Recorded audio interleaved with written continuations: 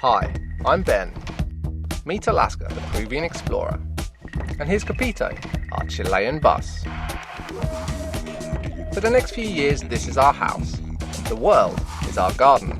And you are our family.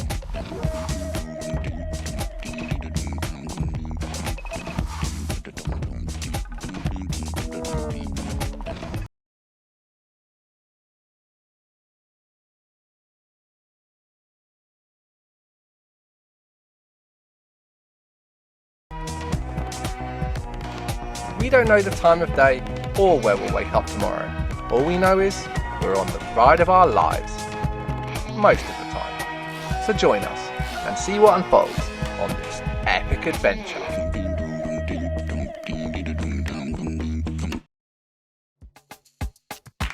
Last time on Hasta, Alaska, we experienced a day in the life of a Belizean family in a place that sees 0 tourists a year.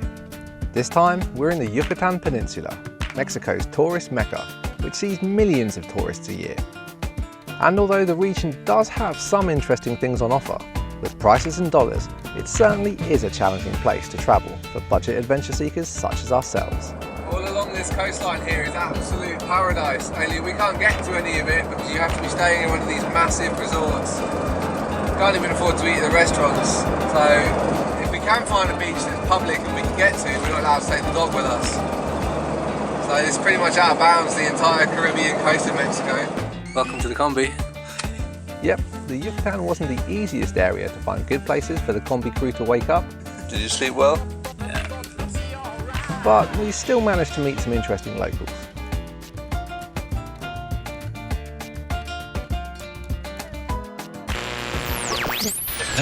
Let's go exploring. To skip the crowds, we headed to the ever so slightly more chilled Tulum.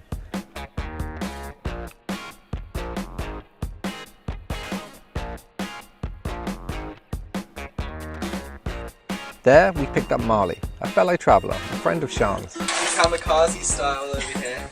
Inside at the bottom of the shorts. Marley didn't waste any time settling into the Combi Life. I saw a footballer do this once on a pitch. Oh man, it's gonna piss on my leg. It's raining now. The commentary as well. Looks like he needs to take on more fluids. Oh, he's struggling. Oh, He's struggling. Lift your foot up, lift your foot up, quick. Oh, and he steps in it right at the end. You're not coming back in the van, mate. We got chatting to some locals who liked our spirit of adventure and decided to send us off in search of a hidden cenote. So we're going from Tulum down to Yucatan to find some cenotes, some secret cenotes. So we're now driving down the highway trying to find them. Somewhere down here, we haven't seen a sign and we don't know exactly how far we've got to go, but it's a bit of an adventure.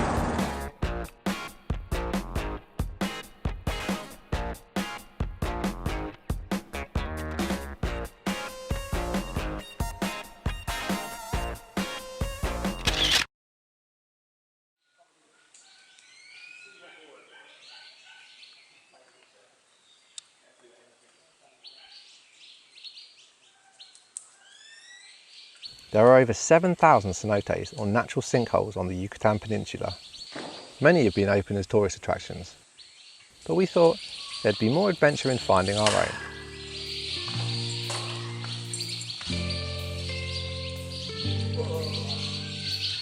This is amazing. Can't believe we caught this.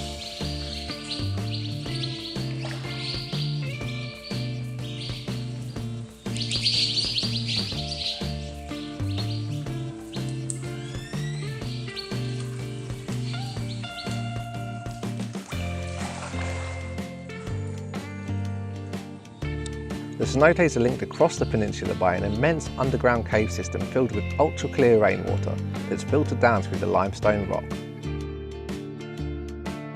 We decided that we couldn't say that we'd fully explored the cenote until we'd faced our fears and ventured down into the depths.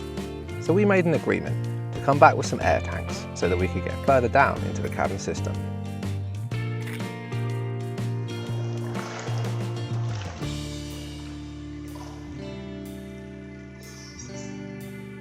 Not a bad spot for a picnic. About to have a little lunch in the cenote. Got some avocado, some tomato, carrot, onion, lime, some beer, empty cenote.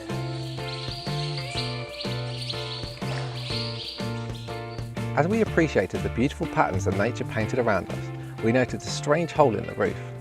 There was only one thing that we could think the cenote was used for by the Mayans. Local Mexican legend has it that they used to throw people into the cenotes as sacrifices. And here we have a man-made hole. And I said, did you find bones here? And he said, yes, things have been found in the bottom of the cenote. So we were in fact swimming in a Mayan sacrifice pit. Just imagine how many people got thrown down here and drowned from broken legs. The rocks are pretty close underneath. Meh, we still came out pretty clean.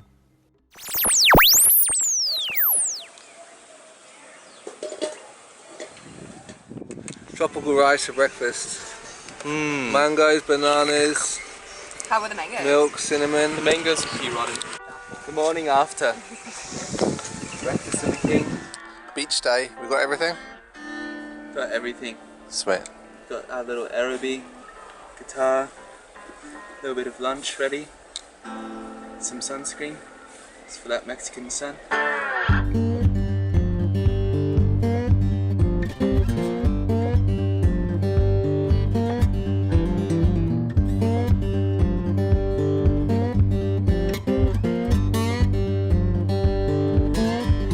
I got a tattoo on my forehead, and don't look back. Black cat crossed my path, but I don't care about that. Broke two mirrors just trying to comb my hair. I'm stepping out the front door. You best beware. You choose your own path, I'm gonna walk my own. You dig your own grave, I'm gonna dig my own. I won the battle, now I'm looking at the war zone. You live your own life, I'm gonna live my own.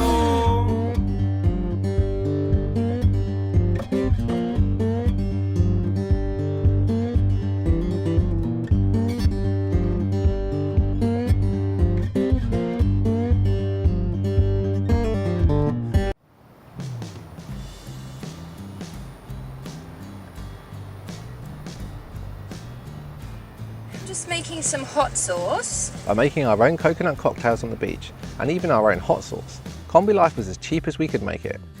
However, at this point in the trip, we were almost out of money. After a year of living together in a Kombi 24/7, Sean, unfortunately, had to book a flight home. We did try to get jobs in the area, but the best we were offered was $8 a day, and at that rate, Sean was better off cutting hair on the beach. Whilst I decided that I'd rather put my effort into sharing this adventure than working for tacos. So, I made the Combi Life website.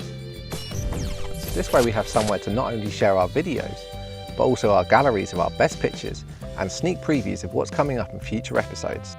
You can find out answers to questions like, how much do we spend? Have we ever had a crash?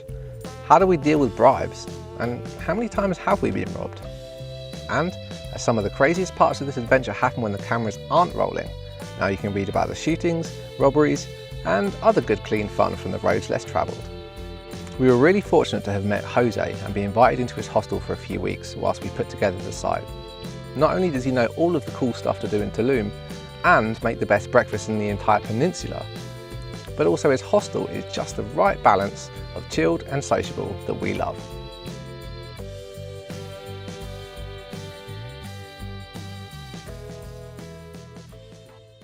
Before we could leave Tulum, we had to fulfill our promise to fully explore a cenote.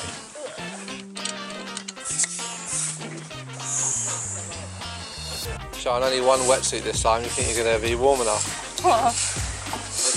It's really hard to get on because it's so thick, so hopefully that's a good sign. I think I can get perfect heat. 30-degree heat is just what you're going to be doing, is putting on a wetsuit. I feel like I'm suffocating. Are you gonna make it?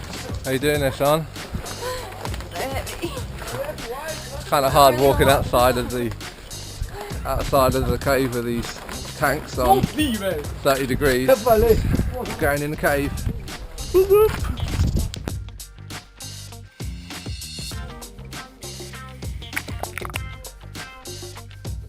Considering Sean had only learnt to dive weeks earlier in Honduras, it was a big challenge to perform such an advanced dive. With tight spaces in the cabin system and trying to negotiate passage with multiple other divers, our buoyancy control was seriously put to the test. But the challenge, combined with the crystal clear water and incredible visibility, made this one of our best ever dives. A word on safety whilst diving in this environment. When you're looking for a place to come up, it's easy enough to see the surface, but it's kind of difficult to see just how low the cave roof is from below. It wasn't until watching this video back that I realised just how close I'd come to putting this stalactite through my skull. A while back I'd promised Sian that I'd help her fulfil one of her dreams and take her to Cuba before she leaves the Kombi. The only problem was that we needed someone to look after the Kombi and Alaska, as we had to fly to the Caribbean island. So, back in Cancun, the search began for a host. Slowly.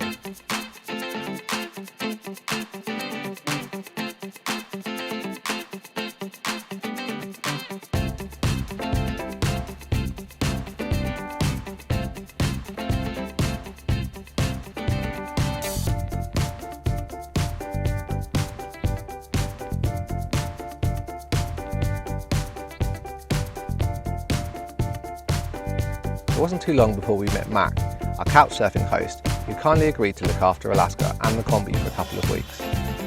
Mac had a pretty good pad. Today you've got a swimming pool, tennis court, sauna, gym and a private beach. How do you feel? I feel like a tropical princess.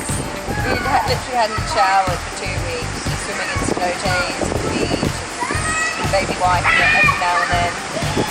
And then we met our couchsurfing friend last night, looking after Alaska and the Kombi while we go to Cuba, and he just happens to live in an apartment block on the beach, right in the middle of Cancun. Alaska, how do you feel about swapping the Kombi for this apartment block for the next couple of weeks? You're not talking to me. Sean's challenged me to tennis. I'm a little bit scared she might actually win. And kick her ass. 2-2 and all to play for.